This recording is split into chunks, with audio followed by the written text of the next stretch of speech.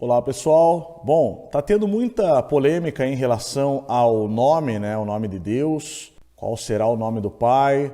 Uns dizem que é Yahuwah, uns dizem que é Yahu, uns dizem que é Yah, uns dizem que é Yau, e tradicionalmente tem-se os nomes Javé nas escrituras ou Jeová.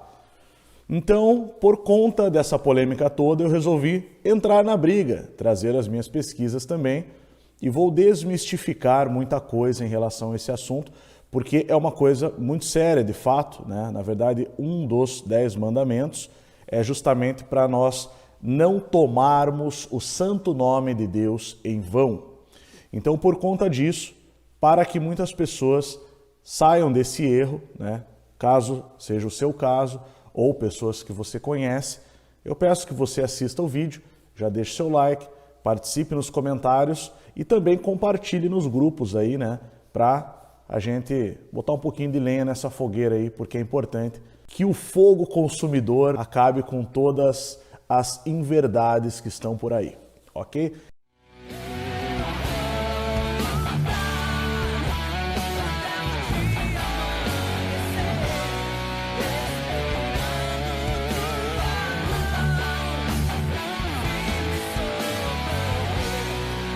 Então, hoje eu vou fazer um vídeo introdutório para a gente começar esse assunto, mas esse vai ser um tema que eu vou abordar em uma série de vídeos aí, né, onde eu vou mostrar a origem de certos nomes, certas pronúncias e os perigos que tem nesses erros aí, né, quando as pessoas cometem erros. Enfim, vamos lá. Na verdade, tudo isso vem do chamado movimento do nome sagrado, né? Essa questão que a gente vê hoje não é algo novo. Uma simples busca aí no Google, na Wikipedia mesmo, você vai perceber que esse movimento do nome sagrado é um movimento cristão, né? Que saiu inicialmente da Igreja Adventista, pessoas que saíram da Igreja Adventista, na verdade, né? E criaram aí algumas seitas. Foi propagado inicialmente por Clarence Orville Dodd a partir do ano de 1930, que pretende trazer o seu cristianismo às raízes hebraicas, né? Aquela história de volta às raízes hebraicas da fé cristã, eles acreditavam nisso. Então, é um retorno às raízes hebraicas.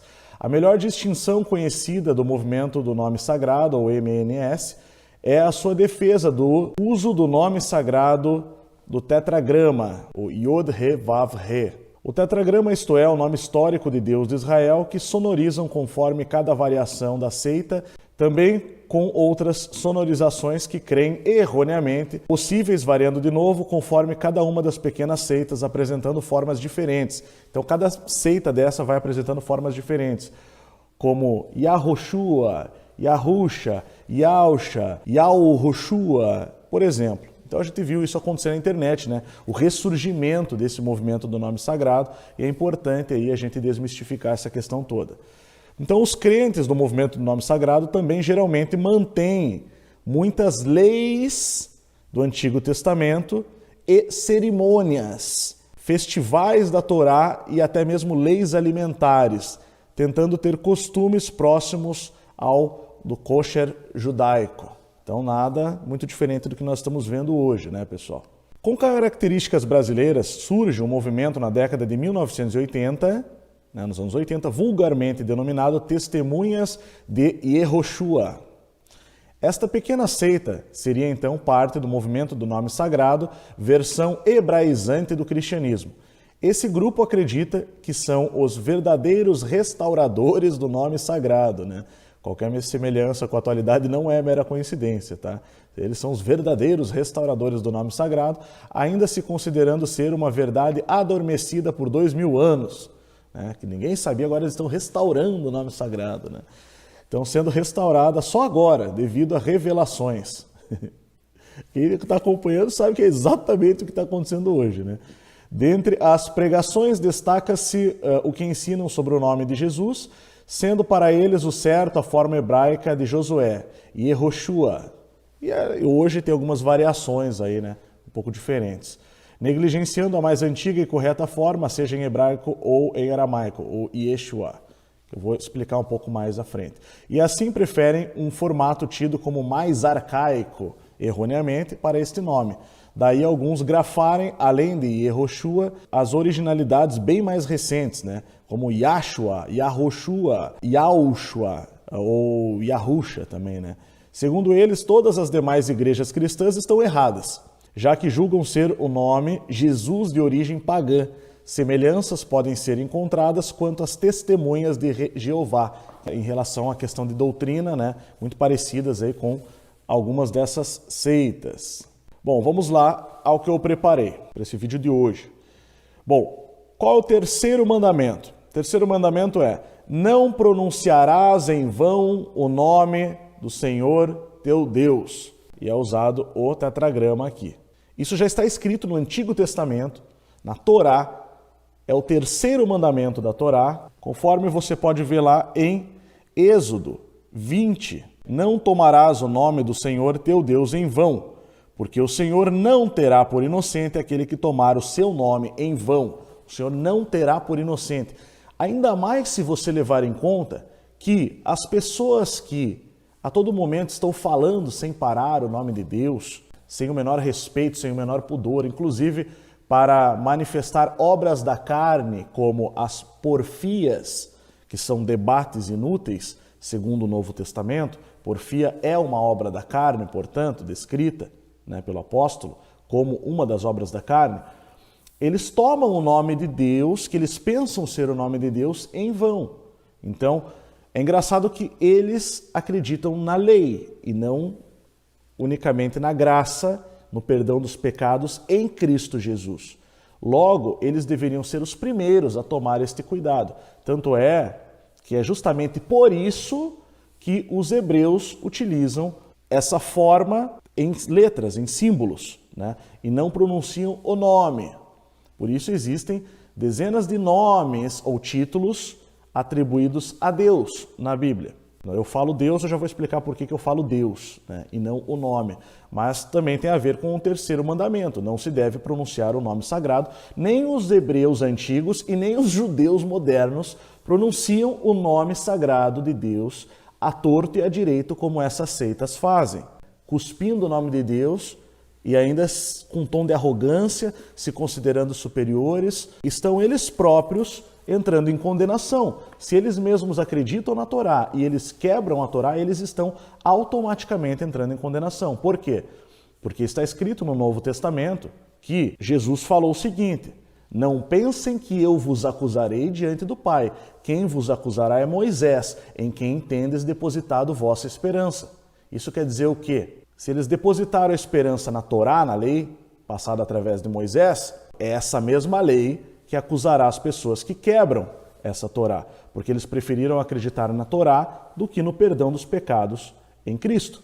Portanto, é um tiro no pé completo eles trazerem essa questão do nome que eles pensam ser o nome sagrado, propagarem esse nome com muitos erros, como eu vou mostrar ao longo dessa série, e ainda por cima tomar o nome em vão a todo momento. Agora eu já não sei se vai pegar o pecado, né? Por exemplo, porque assim, eles estão, lógico, levando pessoas a errar o nome de Deus, porque o nome que eles ensinam é errado, mas ao mesmo tempo eles não estão pronunciando o nome em vão, porque eles estão errando o nome, né? Então eu não sei como que assim Deus Pai vai lidar com essa questão toda, né?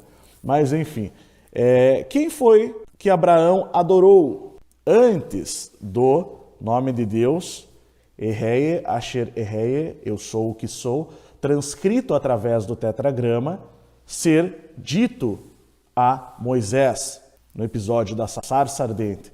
Quem foi que Abraão adorou? Bom, eu não sei se vocês sabem, mas antes de Moisés, Abraão descrevia Deus como El.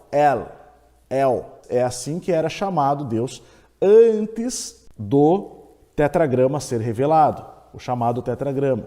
Então, na verdade, vem de Elohim. Então, Deus era chamado apenas Elohim, que é traduzido como Deus ou deuses na Bíblia.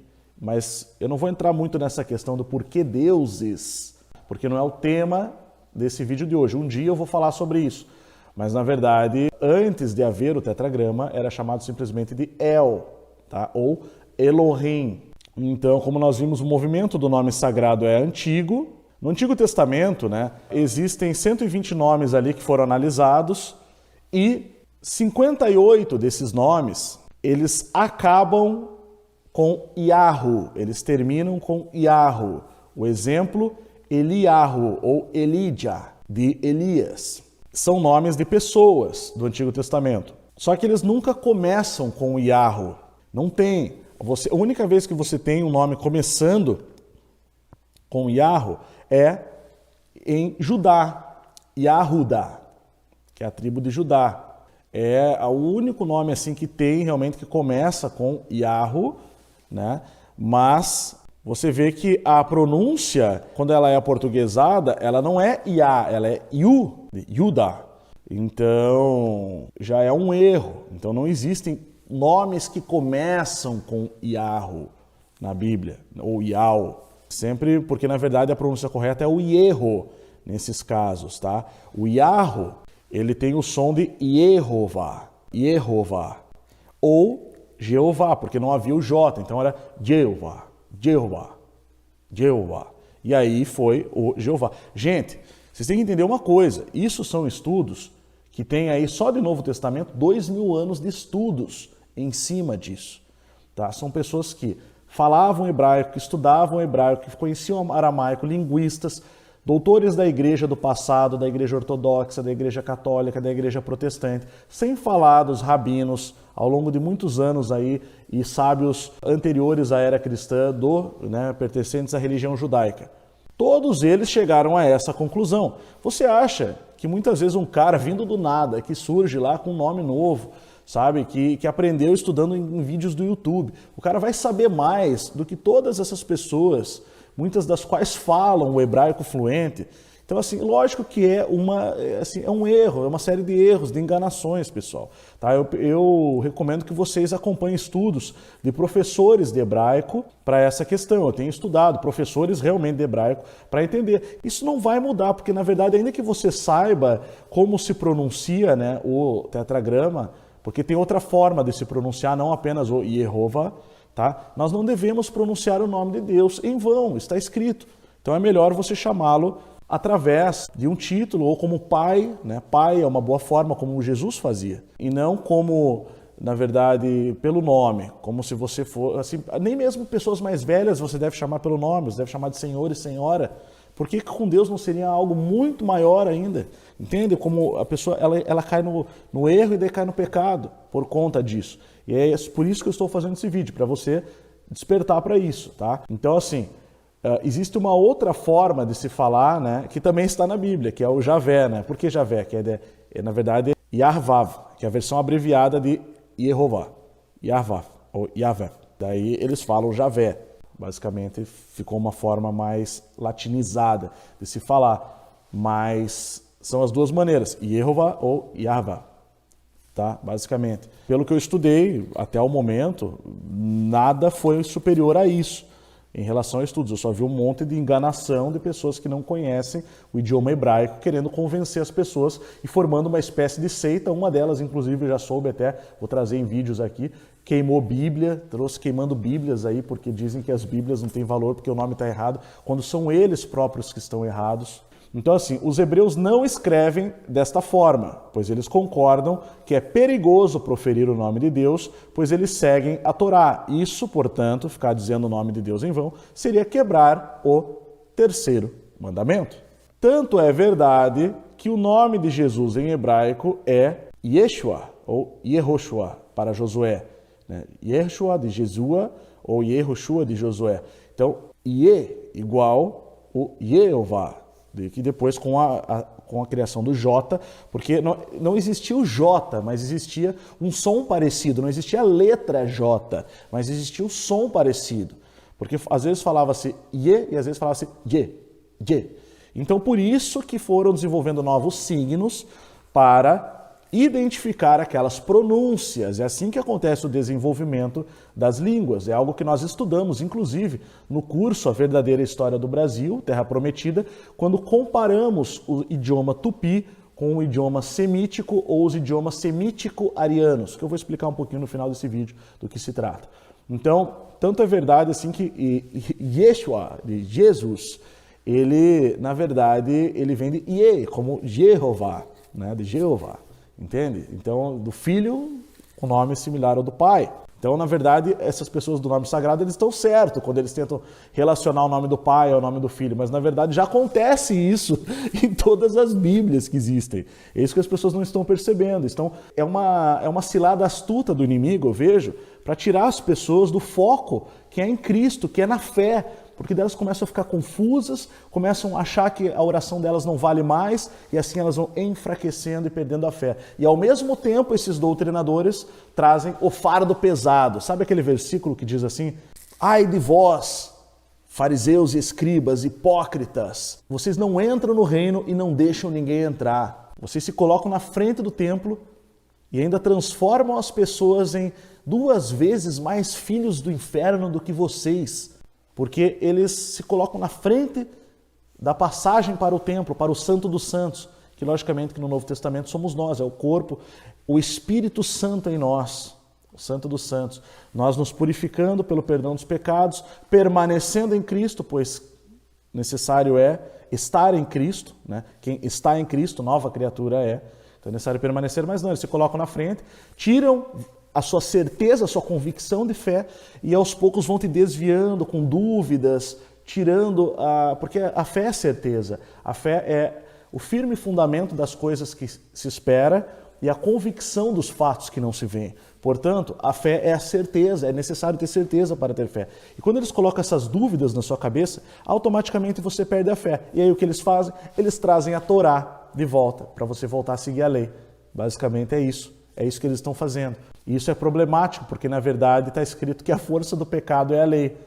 Por quê? Porque quando você quebra a lei, você é acusado com base na lei. A não ser que você tenha a fé em Cristo, que é capaz de perdoar os pecados de quem infringe as leis, né?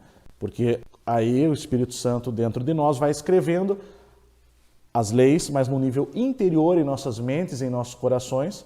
Não é pelo esforço da carne que você vai cumprir, é pela capacitação do Espírito Santo. E cumprir a lei segundo Cristo é diferente de cumprir a lei segundo os doutores da lei, os escribas. É diferente. Tanto é verdade que Cristo curava no sábado, que os discípulos de Jesus colhiam espigas de milho no sábado. Isso era proibido pela lei segundo os escribas e doutores da lei e fariseus. Mas para Cristo era permitido. Então você vê que há uma diferença quando a lei vai para o seu interior através do Espírito Santo. Bom, acontece que tem uma questão na questão do nome de Jesus, tá? Os judeus dizem que a forma que Jesus era conhecido em sua época pelos seus era pela forma abreviada, que é Yeshua, ou Jesus. Por isso que do grego vira Jesus e depois latinizado como Jesus. E por quê? Pela forma abreviada, porque os galileus, Jesus era da Galileia, naquela região, as pessoas não pronunciavam esses sons guturais, essas vogais que vêm lá da garganta. Então não havia o A, Yeshua, era Yeshu, Jesus. E aí você tem um nome bem aproximado com Jesus, ou Jesus, com a criação do J como letra. Mas entenda uma coisa, quando o J se torna uma letra é porque eles precisavam diferenciar o som I do som G. Então é muito provável sim que a pronúncia já fosse o Jesus, Jesus. Só que não havia ainda a letra para isso. Então escrevia-se Yeshua ou Jesus. E assim nós chegamos ao nome Jesus. E vale notar também que as vogais, na verdade, são consoantes, porque o hebraico não tinha as vogais, como Yod, He, Vav, He. São consoantes no tetragrama. Mesma coisa, Jesus. Por isso, Yeshus, Jesus. Então finaliza não com essa vogal, porque o idioma hebraico ele é mais fechado. Ele não é um idioma tão aberto como nós falamos o português brasileiro. Ele é mais fechado, com menos vogais. Então você tem realmente a comprovação do nome de Jesus, muito parecido já lá atrás, em hebraico. A gente só escreve diferente, a forma de escrever, basicamente por causa das letras novas, da latinização, mas a pronúncia que nós temos, Jesus, Jesus, Jesus, em várias línguas, é sempre muito parecida, e sim com essa versão abreviada dos galileus e dos seus. Os próprios judeus dizem isso, tá? Que a forma que Jesus era conhecido em sua época pelos seus era dessa forma. Aí na sua região não se falava o Yeshua. Então, Yahusha, isso aí tá tudo muito errado, tá, pessoal? Yahusha, tudo totalmente errado, tá? E aquela história que você viu, pelo amor de Deus, cara, que se você ainda acredita naquela balela que uma pessoa cometeu, que é uma blasfêmia terrível, de dizer que Jesus em latim significa o porco, meu amigo, eu recomendo que você veja um vídeo do professor de hebraico e grego, Fábio Sabino, que desmente isso, desmistifica isso. Muito embora eu discorde de algumas coisas da visão teológica do Fábio Sabino, eu reconheço que nesse assunto ele é muito mais autoridade do que certos youtubers por aí, né, que trazem supostos nomes pra gente. Então, na verdade, porque ele é um professor de hebraico que estudou isso e leciona há 20 anos que estuda isso, poxa. Então, ele mostra que, na verdade, existe um erro nesse raciocínio porque ele corta a palavra de Jesus de uma maneira que não se faz no grego ou mesmo no latim, tá? Ele mostra lá que está errado esse raciocínio. Na verdade, é Jesus para dividir as sílabas, tá? Ali no latim.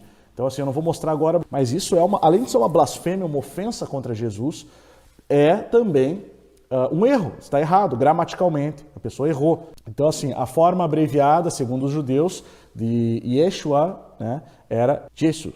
Tanto é que as pessoas que têm testemunhos, cristãos que dão testemunho, que tiveram experiência de quase morte, que tiveram experiências de milagres, que viram Jesus, é sempre relatado que Jesus se apresenta dizendo, eu sou Jesus. Eu tenho uma certa vivência de mundo espiritual que eu não vou ficar usando aqui para argumentar teologicamente.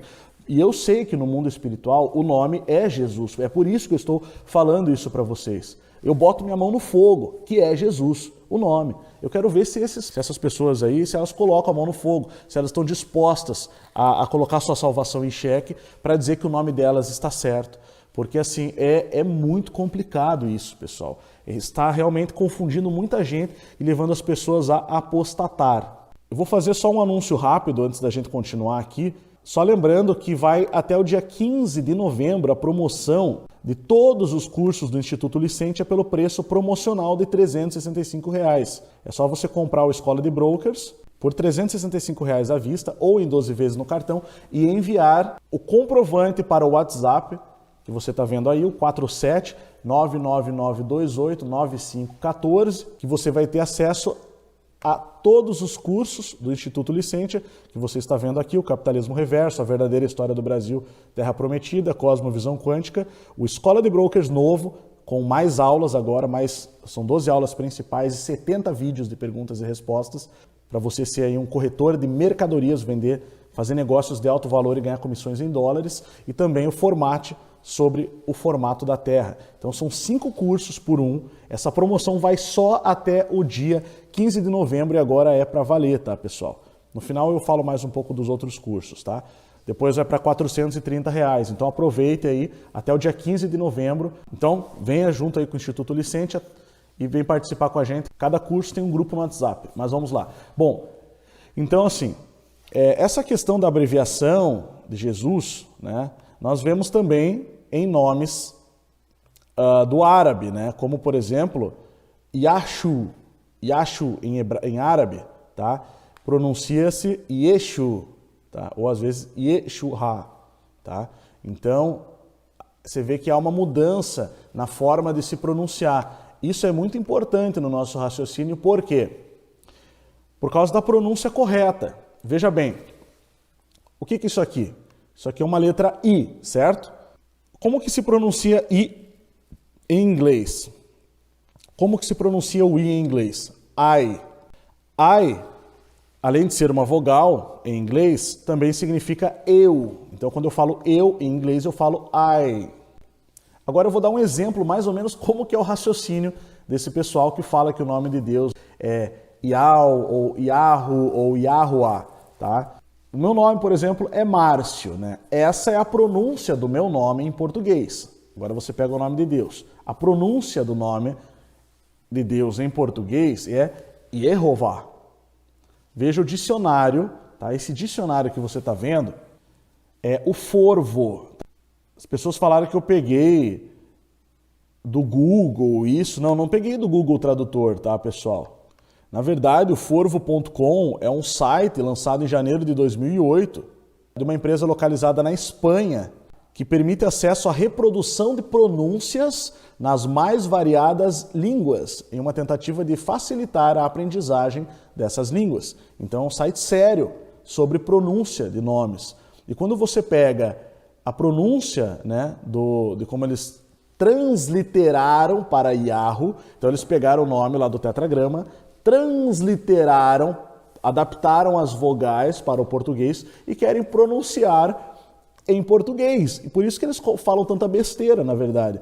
Porque é a mesma coisa que eu pegar o meu nome, né?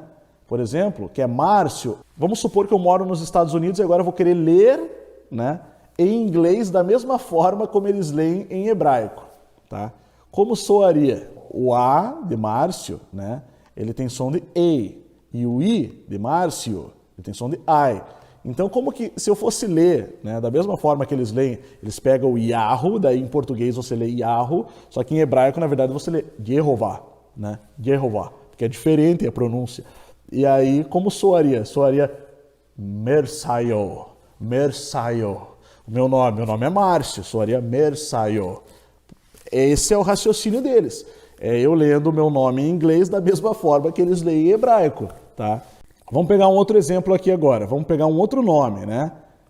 Por exemplo, em inglês o A tem o som de E e o I tem o som de I, da mesma forma que eu expliquei. O exemplo 2, Afonso. Se eu ler em inglês, da mesma forma que eles leem em hebraico, como que vai soar? Bom, A em inglês não se lê igual em português. Teria que ler em inglês. Seria Eifonso. Eifonso. Percebe a besteira? Agora vamos ao terceiro exemplo aqui. Romilson. Se eu ler em inglês da mesma forma que eles leem o hebraico, né, como que ficaria? Romailson, porque o R é R e o I é I, então seria Romailson. Tá? Só para você entender que falar Yahoo com som de Yahoo ou de Yahuwah está errado. Tá? Está errado. Professores de hebraico confirmam o que eu estou falando. Tá? Pessoas que estudaram hebraico a vida inteira confirmam o que eu estou falando. Eu estou resumindo aqui o que você vai aprender com professores de hebraico sérios. Pessoas que estudam o hebraico de verdade. É preciso entender a pronúncia. Então falar Yahoo ou Yahuwah está errado e falar Yao com som de Yao está errado também, né? Justamente por causa da consoante Re, né? Do Yod, Re, Vav, Re. Então está errado, tá? O certo é Yer, tá? Não é Yah, Yer. Se você usar o Yah, você tem que falar Yahvé. Por isso vem o Javé, que está em todas as Bíblias, né? Ou Jeová ou Javé, mas com todo respeito ao nome sagrado. Eu só estou citando o nome sagrado, deixo muito claro aqui, né? Para explicar a vocês essa questão. Porque não se deve citar o nome em vão, né? Aqui eu estou explicando a mesma coisa. É sempre Yer ou Yarvá, tá? Por causa da consoante Re, presente no tetragrama, que foi dado a Moisés, né? Então, por que dizer Deus? O pessoal diz que Deus vem de Zeus. Não é verdade, tá, pessoal? Deus é um conceito. Você não está dando o nome de Deus, você está dizendo quem é o ser que você diz. É o ser supremo, é um conceito de ser supremo. O termo Deus, ele tem origem no termo latino, Deus, que significa divindade ou deidade. Os termos latinos, é uma língua antiga, né? O latim, Deus e divus, assim como o grego, divino, descendem do proto-indo-europeu. E as pessoas dizem, mas o que tem a ver o proto-indo-europeu? Tem muito a ver, você vai ver que as tribos de Israel, na verdade, uma parte delas fugiu pela Índia, se espalhou pela Índia, e depois chegou às Américas. Na verdade, é por isso, nós explicamos isso na verdadeira história do Brasil. Tá? Lá no tempo ainda de Ofir, né? Dos descendentes de Joctã, né? Dos descendentes de Noé ali, do lado de Eber, ou seja, dos hebreus, tá? Eles vão para a Índia, ou Fíria, o Finis Mundi, o fim do mundo, que é justamente a Índia Ocidental. Se você não sabe, é exatamente onde fica a América, as Índias Ocidentais. Por isso que os habitantes aqui são chamados de índios. Não é porque o Cristóvão Colombo errou o caminho das Índias, conforme eles ensinam nas escolas. Tá? Isso nós desmentimos no curso A Verdadeira História do Brasil. Na verdade, nem mesmo o nome América vem de Américo Vespúcio. Isso também nós desmentimos no curso A Verdadeira História do Brasil, Terra Prometida. Na verdade, é por conta dos povos semítico-arianos que vieram através da Índia e que dão a raiz aí do proto-indo-europeu, de Deivos, brilhante e celeste. Inclusive existe aí um grande grito de guerra aí presente, né? Nas cruzadas católicas, na época que haviam a Guerra Santa, né, onde o Islã disputava com as igrejas católicas e ortodoxas a hegemonia para manter os territórios, a religião dos territórios. E o grito de guerra era exatamente Deus vult, Deus vult, que significa Deus quer, ou a vontade de Deus. Tá? Então esse foi um grito de guerra, por isso que existe ainda cristianismo no Ocidente. Porque do contrário só haveria Islã e você estaria dizendo Allahu Akbar, e não estaríamos nem discutindo isso aqui. Aí algumas pessoas dizem que Deus vem de Zeus. Na verdade, o nome Zeus, ele não era cultuado, tá, pela população geral na antiga Grécia, da civilização minoica, que é anterior à Grécia. Tá? Apenas em pequenos cultos minoritários que viam esse personagem Zeus como um semideus, tá? Ou seja, um semideus que acabou sendo morto. E, na verdade, eles pegaram essa palavra Zeus também da mesma etimologia, do dei, de deidade, divindade. Então, eles copiaram do dei. Então, na verdade, é Zeus que vem de Deus e não o contrário. Então, você dizer Deus não tem problema, tá? Porque, na verdade, quem copiou foram os gregos. Então, quando você está falando Deus, você está referindo-se ao Deus Criador, Supremo, Pai. Tá? Então, se você prefere falar Criador, Pai, enfim, eu não vejo problema em falar Deus e por isso eu falo Deus, basicamente. Mas eu tenho amigos que preferem falar Criador, tem amigos que falam Pai. Eu também falo Pai às vezes, né? Então depende da relação. Se eu estou falando com Deus, eu às vezes falo Senhor, às vezes falo Pai. Mas quando estou falando de Deus para outras pessoas, eu cito realmente esse conceito de Deus, para que as pessoas entendam de quem eu estou falando. E isso respeita, né, a vontade de Deus de não ficar dizendo à torto e à direito, né, conforme citado ali nos 10 mandamentos, o nome de Deus, que não é para ser citado. Nem os judeus e nem os hebreus, vale lembrar, citam o nome de Deus, apenas essas seitas autoproclamadas de reveladoras do suposto nome oculto, que na verdade todo mundo já sabia qual era, só eles que não quiseram acreditar. Agora uma curiosidade bem legal aqui que nós vimos no curso, né, A Verdadeira História do Brasil, Terra Prometida, dentro dos estudos do Raimundo Ulisses de Penaforte, sobre a língua semítico-ariana. Então, do verbo gratia, nos vocábulos semítico-arianos, tá?